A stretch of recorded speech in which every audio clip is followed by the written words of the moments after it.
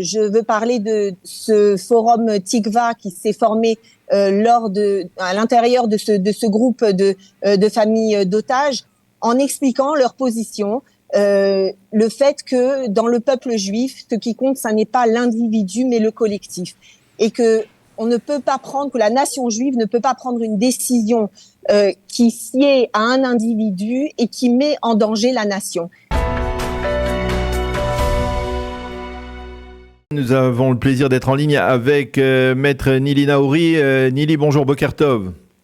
Boker Tov. Alors, je rappelle à nos auditeurs qui ne le savent pas encore que vous êtes la présidente de Israel is Forever. Et avec vous, je voudrais essayer d'avoir votre appréciation sur ce débat qui s'est développé considérablement ces derniers jours autour de la libération des otages. Il y a, on le voit, une véritable campagne de pression de la part des familles des otages. Et la question est de savoir est-ce qu'il s'agit de toutes les familles des otages ou d'une grande partie des familles des otages pour réenclencher une sorte d'initiative qui permettrait la libération des otages qui sont toujours détenus par le Hamas. Et face à cela, eh bien, il y a un positionnement qui est celui du gouvernement, du cabinet de guerre, qui vise à dire plus on forcera Yahya Sinwar à être le dos au mur, plus on aura des chances d'obtenir la libération d'otages. Quelle est votre position dans ce débat ? Écoutez, aucun cœur juif ne peut tenir devant les images des familles reconstituées, des otages libérés. Bien entendu que nous attendions tous ces rassemblements et le retour de nos prisonniers, de nos otages, alors que nous savons en plus aujourd'hui quels sévices ils subissent à Gaza. Il n'en reste pas moins que contre ces otages, malheureusement, ont été libérés énormément de terroristes, et nous savons, de par notre expérience, de par notre très dure expérience avec la transaction qui avait été faite contre la libération de Gilad Shalit, que des terroristes en puissance peuvent être sont libérés lors de ces transactions.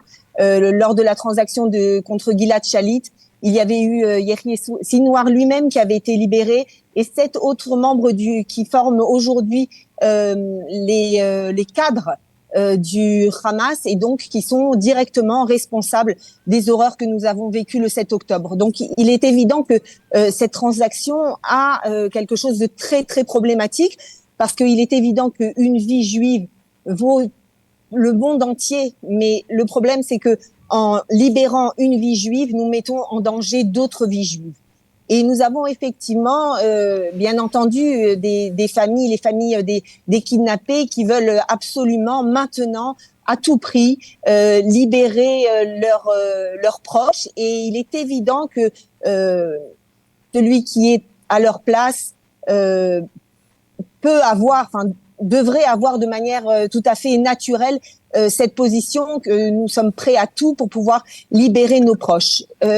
Contre cela, à côté de cela, il y a un certain nombre de familles de kidnappés qui font preuve d'un courage, d'une grandeur exceptionnelle, d'un sacrifice personnel incroyable.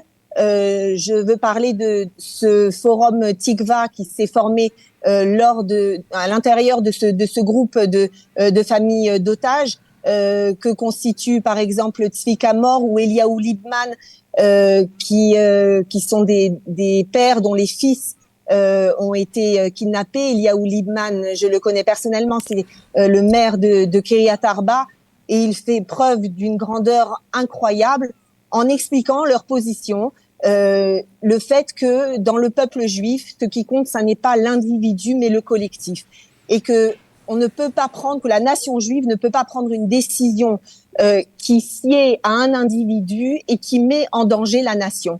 Et donc, ce n'est pas qu'ils sont prêts à mettre en danger les leurs, et ils ont été l'objet d'attaques inconcevables de la part de personnes qui essayent de récupérer cette question à des fins politiques, malheureusement, mais ils considèrent que l'option de la transaction n'est pas pour l'instant d'actualité, et que ce qu'il faut, c'est mettre la pression davantage, une pression militaire accrue sur le Hamas, et que ça n'est que comme ça que nous pourrons libérer nos otages et dans les meilleures conditions. C'est important ce que vous dites parce que on a le sentiment quand on suit les informations dans les médias généralistes comme la chaîne 12, 13, même la chaîne 11 que en fait il n'y a qu'une seule position de l'ensemble de toutes les familles l'ensemble des familles d'otages et que cette position est de tout faire pour les libérer le plus rapidement possible, quasiment même sans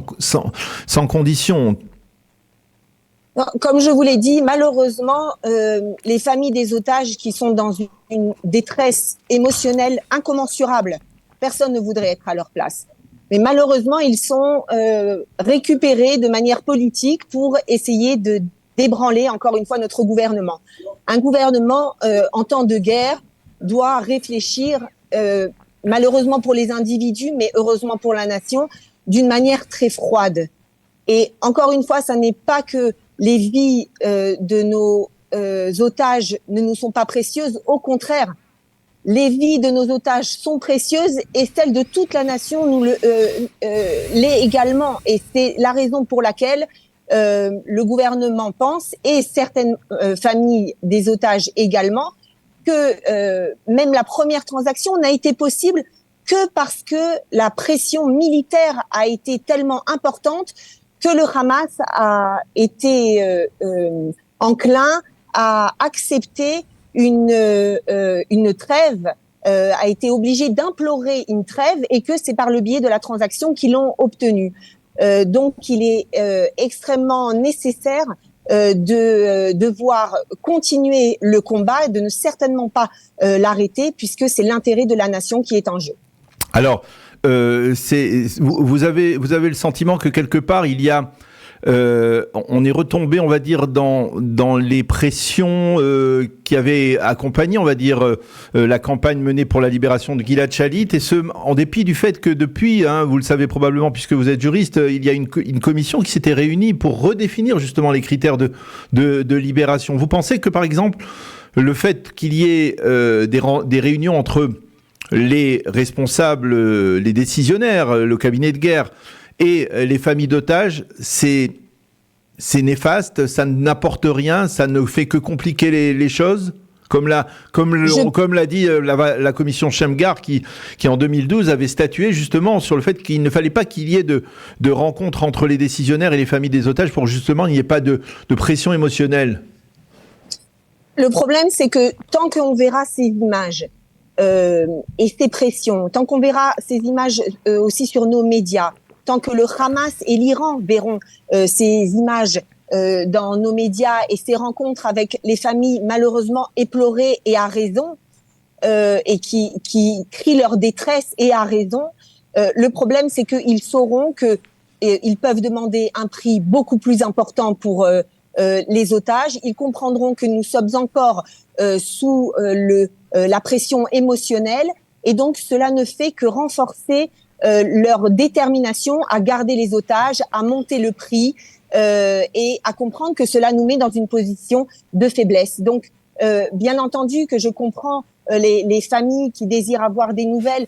Le problème, c'est que même lors de ces réunions qui sont maintenant plus publiques, le gouvernement ne peut absolument pas faire état des avancements, des avancées dans la localisation des personnes kidnappées. Il est très dangereux, même d'un point de vue sécuritaire, de livrer des informations ou de livrer la tactique et la stratégie du gouvernement. Donc, il est vrai que ces réunions sont pas superflues, mais n'apportent pas grand-chose et apportent plutôt une frustration pour les familles. La dernière fois, la dernière réunion qui s'est tenue il y a 2 jours a été véritablement des échanges de cris et d'insultes, et ça ne rajoute rien, sinon faire augmenter le prix des otages. Alors, puisque l'on parle de pression, Nili, je voudrais avoir votre appréciation justement de ce qui s'est passé hier au sein du cabinet restreint pour la sécurité nationale, dans lequel siège, on va dire,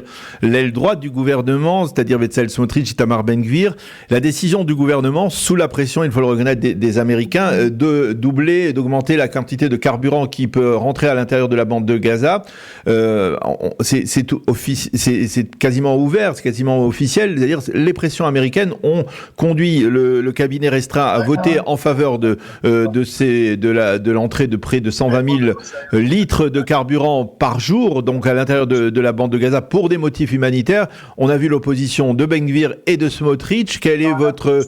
est-ce que là, vous comprenez d'une certaine manière que là aussi, eh bien, les gouvernements, le cabinet restreint soient obligés de faire pression, les Américains soient obligés de faire pression et le cabinet restreint est obligé de fléchir devant les pressions des Américains parce que de l'autre côté, eh bien, il y a une aide militaire sans précédent qui est fournie par les Américains dans les combats? Je comprends que nous devons un minimum de rapport aux Américains sur les avancées de la guerre. Ce que je ne comprends pas, c'est que nous devions céder à ce genre de pression. Alors effectivement, ils nous ont amené beaucoup d'aide logistique, militaire, mais ils doivent comprendre, et je pense qu'ils le comprennent très bien, que nous sommes dans une guerre qui est une guerre d'un axe contre l'autre, que nous sommes dans le même camp, que nous sommes effectivement, comme toujours, au front, mais qu'Israël mène cette guerre pour l'ensemble du monde libre. Et donc, faire ce genre de pression, surtout pour des raisons soi-disant humanitaires, alors que nous savons très bien que ce carburant va servir à ventiler les tunnels du Hamas et certainement pas à aider la soi-disant population civile innocente dont on nous parle tellement, mais qui a également kidnappé, violé, torturé nos frères et sœurs. Nous savons également que lors des convois humanitaires, on a trouvé énormément de drones, de matériel militaire, de milliards de dollars qui étaient cachés dans ces camions humanitaires. Donc, ces grands mots, cette soi-disant ces raisons humanitaires pour lesquelles nous devons faire des efforts pour la population de Gaza, eh bien, cette pression fait que finalement, nous sommes en train de nous tirer une balle dans le pied. Et c'est déplorable que nous ne sachions pas encore taper du poing sur la table et dire que ce genre de pression ne fait que retarder et compliquer la victoire des Lumières sur les ténèbres. Voilà, et ça c'est bien entendu une allusion à la fête de Hanouka qui approche. Et je voudrais une dernière question parce que c'est aussi un point extrêmement important. Et je pense que vous n'êtes pas insensible, bien entendu, à ce qui se passe. C'est on va dire ce dont on a été témoin ces derniers jours, ces démonstrations dans les universités américaines depuis 2 mois de haine anti-israélienne, ces déclarations surprenantes de la part des présidentes de grandes universités comme Harvard, Pennsylvanie, MIT qui ont du mal à affirmer que le génocide appelé au génocide des Juifs, eh bien c'est une infraction à la loi ou à la morale même.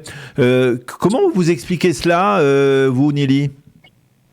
Je pense que ici, au niveau de l'académie, nous avons été servis. Apparemment, c'est l'esprit académique qui règne aussi aux États-Unis.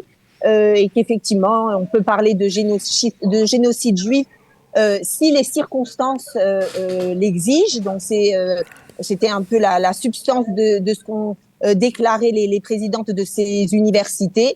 Nous avons vu des déclarations ces déclarations sont véritablement scandaleuses, mais montrent l'ambiance qui règne maintenant sur les campus américains. Apparemment, lorsqu'on devient intellectuel, eh bien, on est obligé de soutenir les terroristes palestiniens. C'est tendance apparemment, et je ne peux que conseiller à nos frères juifs de France, parce qu'il y a la même chose dans l'université de Dauphine. Il y a aussi un rassemblement qui est prévu apparemment pro-palestinien. Donc à tous nos étudiants des universités en France, comme les étudiants juifs des universités américaines, comprenez que soi-disant ce monde éclairé académique ne vaut pas plus que les hordes pro-Hamas, et qu'il est temps de fuir la galoute et de revenir à la maison à Sion.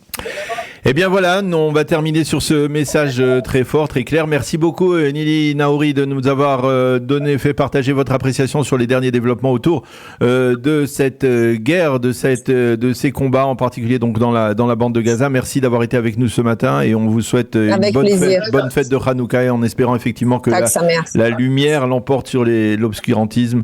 Merci encore d'avoir été avec nous. Et que les descendants des Maccabées puissent vaincre tous nos ennemis. Voilà.